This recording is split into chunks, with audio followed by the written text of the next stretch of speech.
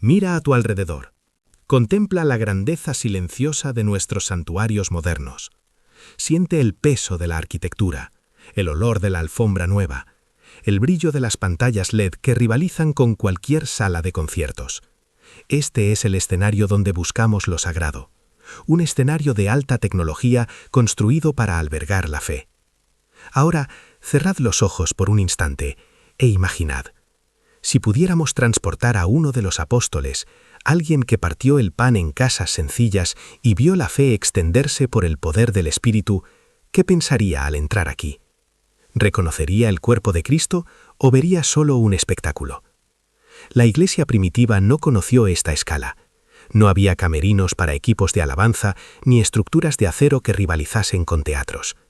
Se reunían en casas, a la mesa, cara a cara, partiendo el pan y compartiendo la vida.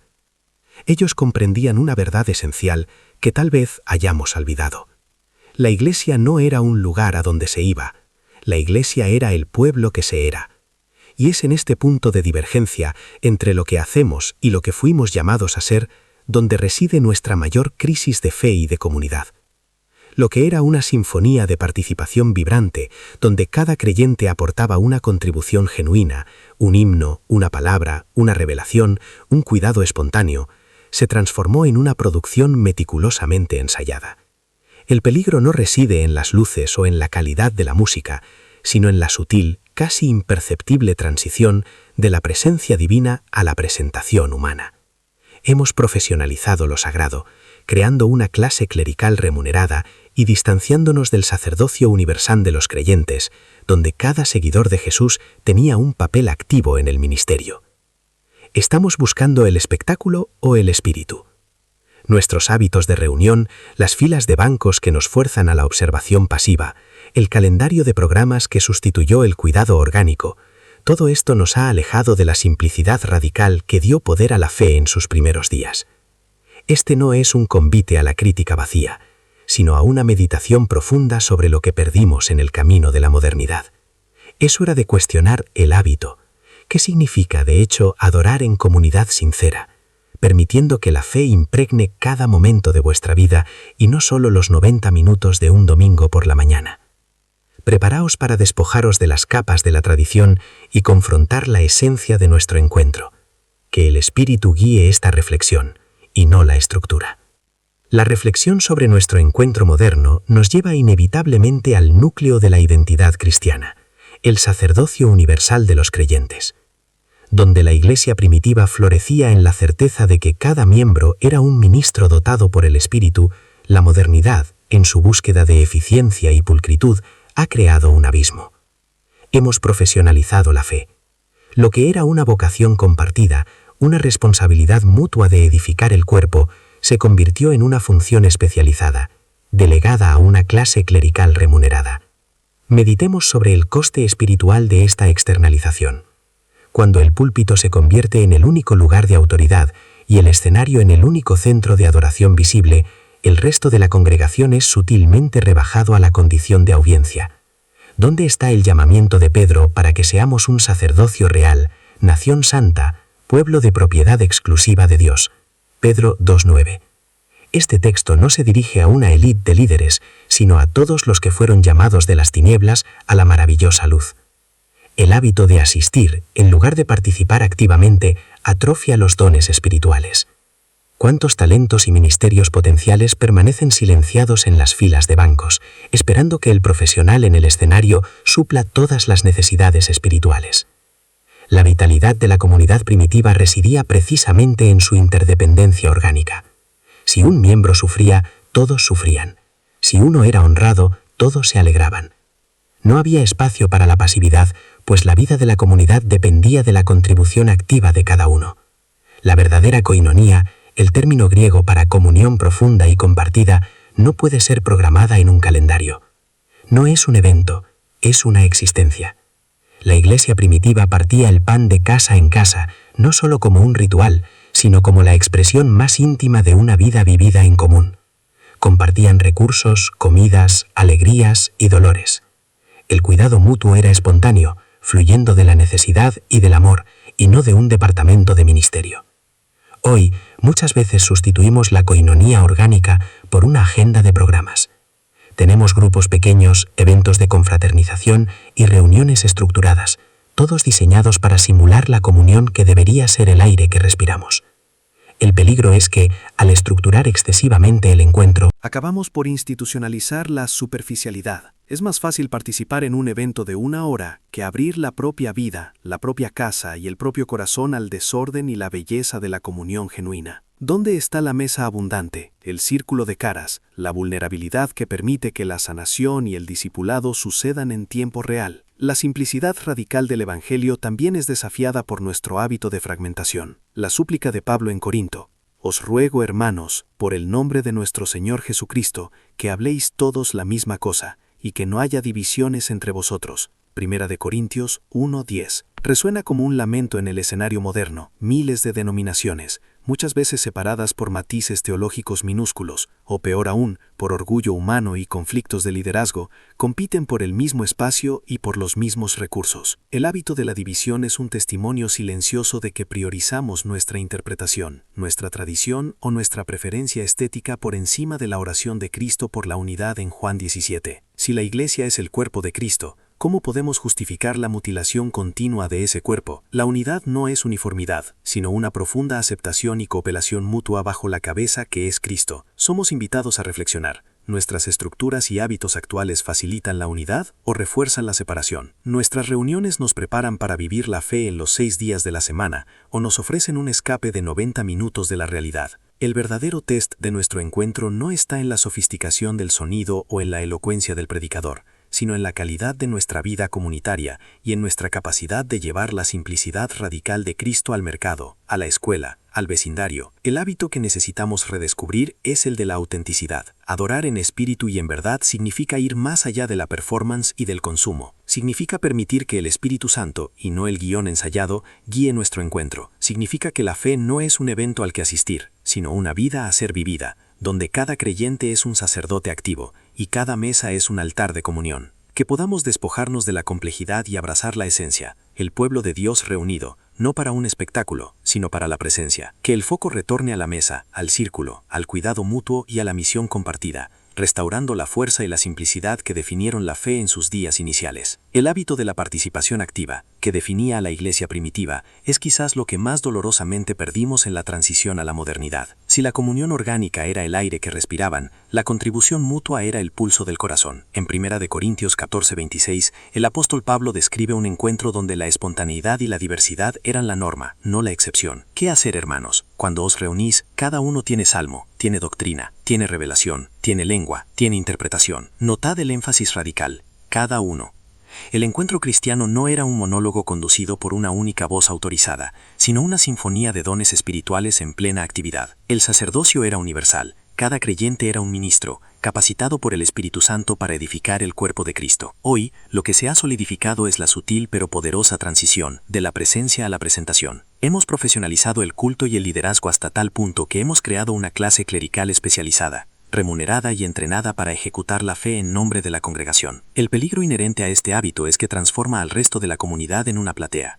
Donde la Biblia enseña que somos templos del Espíritu Santo, actuando y ministrando unos a otros, la estructura moderna nos invita a ser consumidores pasivos de una experiencia religiosa de alta calidad. Nos sentamos en filas, orientados hacia un escenario, listos para absorber la performance musical y el mensaje cuidadosamente elaborado, muchas veces cronometrado con precisión de evento corporativo. La pregunta que se impone es profunda e incómoda. Si el Espíritu Santo guiase el encuentro, y no el guión ensayado o el cronograma riguroso, ¿qué sucedería con nuestra estructura? ¿Dónde estaría el espacio para el don no pulido, para la palabra de aliento espontánea que surge de un corazón quebrantado, para la oración que nace de la vulnerabilidad del momento y no de una lista de peticiones predeterminadas? El hábito de la profesionalización sofoca la voz del creyente común, silenciando el sacerdocio universal y reforzando la idea de que la fe es un producto a ser consumido y no una vida a ser compartida y expresada. La propia arquitectura de nuestros santuarios modernos atestigua este cambio de hábito. La disposición de los asientos en filas, orientados hacia el frente, es un modelo heredado del teatro y del aula, diseñado para la observación pasiva. Esa disposición física es un refuerzo silencioso de la idea de que la fe es algo a ser recibido de arriba a abajo, del púlpito al banco. minimiza la interacción lateral, el contacto visual y la responsabilidad mutua. Contrastad esto con el hábito de la mesa, del círculo. Cuando los creyentes se reunían en casas, partiendo el pan, estaban cara a cara. El círculo exige reciprocidad, exige que veáis a vuestro hermano y seáis vistos por él en su totalidad. La mesa invita a la conversación, a la compartición íntima, a la interrupción y al cuidado mutuo. El ministerio, en ese contexto, no era un evento agendado, sino una vida vivida orgánicamente. El cuidado del huérfano, la viuda, el enfermo, fluía naturalmente de la proximidad y del conocimiento mutuo, sin la necesidad de un complejo sistema de programas y departamentos para gestionar la caridad. La simplicidad radical del Evangelio nos llama a un culto en espíritu y en verdad, conforme a lo enseñado en Juan 4:24. Este es el hábito esencial que trasciende la forma y la estética. Adorar en espíritu significa que el foco está en la realidad invisible, en la acción soberana del Espíritu Santo, y no en la calidad de la producción visible. Adorar en verdad significa que nuestra adoración debe ser auténtica, reflejando la realidad de quienes somos y de quién es Dios. Cuando permitimos que el espectáculo y la sofisticación dominen, corremos el riesgo de confundir la emoción estética, la satisfacción sensorial, con la transformación espiritual genuina. El hábito de buscar el mejor show o la experiencia más impactante desvía nuestra mirada de la cruz y de la simplicidad radical de la presencia de Cristo en medio de 2 o 3 reunidos en su nombre. Somos, por lo tanto, invitados a un profundo examen de conciencia sobre los hábitos que definen nuestra fe. ¿Qué priorizamos? ¿La estructura o el espíritu? ¿La performance o la presencia? ¿La platea o el participante? La verdadera revolución no está en construir edificios mayores o en invertir en tecnología más avanzada, sino en deconstruir la mentalidad de consumo que se ha infiltrado en nuestra vida comunitaria. El llamamiento es para redescubrir la belleza de la vulnerabilidad y de la interdependencia mutua. Que abandonemos la comodidad de la pasividad y abracemos el riesgo de la participación activa, donde la fe se manifiesta en la mesa, en el cuidado espontáneo, en la compartición honesta y en el reconocimiento de que cada uno de nosotros, sin excepción, es un vaso escogido, un sacerdote real, con algo vital que ofrecer al cuerpo. Que nuestro encuentro sea guiado por la oración silenciosa y constante. Ven, Espíritu Santo, y que tu voluntad, y no nuestro guión ensayado, sea el único guía para nuestra comunión. El hábito de la simplicidad radical nos libera del peso de la producción y nos devuelve a la alegría de la presencia. La iglesia, el pueblo, debe ser el escenario, y el Espíritu, el director. Solamente así honraremos la esencia poderosa y sin pretensiones de la fe que nos fue legada por los primeros seguidores de Cristo. La fe no es un evento a ser consumido en 90 minutos de domingo, sino una vida a ser vivida, en comunidad, donde lo extraordinario reside en la simplicidad del estar juntos, partiendo el pan y compartiendo la vida, día tras día, restaurando la fuerza y la autenticidad del cuerpo de Cristo. La invitación final, por lo tanto, no es a la demolición física de templos, sino a la deconstrucción espiritual de nuestras expectativas. Es un llamamiento para que el cuerpo de Cristo se libere de la tiranía de la producción y del miedo a la imperfección. La sofisticación muchas veces sirve como un velo, enmascarando la falta de profundidad y la ausencia de poder genuino. Cuando la estructura se vuelve más importante que la oración, cuando el presupuesto de sonido y luces supera la inversión en la vida del prójimo, el hábito de la fe degenera en performance vacía. El verdadero clímax de nuestra jornada de redescubrimiento reside en la humilde aceptación de que el Espíritu Santo opera mejor en el silencio de la rendición que en el ruido de la autopromoción. La resolución inmediata es la restauración del sacerdocio universal de los creyentes, no como una teología teológica, sino como una práctica diaria y comunitaria. Cada miembro del cuerpo está dotado, ungido y llamado a ministrar.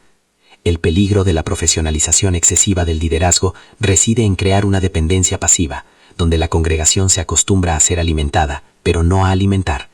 Rompamos este ciclo. Que el púlpito no sea el único lugar de donde la palabra fluye con autoridad, sino que la mesa de comunión, el grupo de estudio, el encuentro casual en la calle, se conviertan en plataformas para el testimonio vivo y la edificación mutua. La iglesia primitiva floreció porque cada creyente se veía como un ministro a tiempo completo, no solo un espectador de domingo. El hábito de servir unos a otros, de ejercer los dones espirituales sin la necesidad de un escenario o de un título, es lo que autentifica nuestra fe ante un mundo escéptico. Meditemos sobre la fragmentación que nos asola. Las miles de denominaciones, cada una reivindicando una porción de la verdad, son un testimonio doloroso de nuestro fracaso en mantener el hábito de la unidad. Pablo, en Efesios 4:3, nos exhorta a preservar la unidad del Espíritu en el vínculo de la paz. Esta unidad no es uniformidad doctrinal rígida, sino una profunda y amorosa aceptación mutua, fundamentada en el reconocimiento de Cristo como la única cabeza. Cuando el orgullo humano, la preferencia por un estilo de culto o la lealtad a un líder carismático se superponen a la lealtad a Cristo y al amor fraternal, el cuerpo se mutila. El hábito que nos sana es la humildad radical, la disposición de colocar la honra del otro por encima de la nuestra, conforme nos enseña Filipenses 2. El desenlace de esta reflexión nos lleva de vuelta al simple acto de estar presente, estar vulnerable, estar en círculo. El abandono de las filas y la adopción del círculo no es solo un cambio de mobiliario, es una revolución relacional. El círculo fuerza la interacción, elimina el anonimato y exige que la responsabilidad por la vida del otro sea asumida. El ministerio orgánico que habíamos perdido florece nuevamente en este ambiente de proximidad. No necesitamos programas complejos para cuidar de los necesitados si ya estamos viviendo la vida juntos, si conocemos los dolores y las alegrías unos de otros. La caridad no es un evento de calendario, es el flujo natural de la vida comunitaria. Que el Espíritu Santo nos conceda la gracia de despojarnos de la mentalidad de consumo espiritual. No estamos aquí para consumir una experiencia religiosa, sino para ser consumidos por la presencia de Dios y por el servicio al prójimo. La fe no puede ser encapsulada en 90 minutos de entretenimiento de alta calidad. Debe impregnar nuestro trabajo, nuestro hogar, nuestras conversaciones y nuestros silencios. El hábito de la simplicidad radical es el camino hacia la libertad. Libertad del peso del mantenimiento de la estructura, libertad de la búsqueda incesante de la aprobación humana y libertad para ser la iglesia donde quiera que estemos. La iglesia no es la edificación que frecuentáis, sino el pueblo que sois, y este pueblo es llamado a ser el templo vivo, la morada de Dios en espíritu. Que nuestra adoración sea auténtica, guiada por la verdad y por el espíritu, y que nuestra comunión sea marcada por la mesa, por el pan partido y por la vida compartida. Que nuestra búsqueda sea por la presencia, y no por la presentación. Que nuestra revolución sea silenciosa, pero profunda, restaurando la fuerza y la autenticidad de la fe que nos fue legada. La jornada termina aquí, no con una nueva regla, sino con un corazón transformado y una invitación eterna. Vivid el hábito de la simplicidad. Sed la iglesia. Que así sea. Muestra que la unión es mayor que la división. Dale a me gusta al video y suscríbete al canal.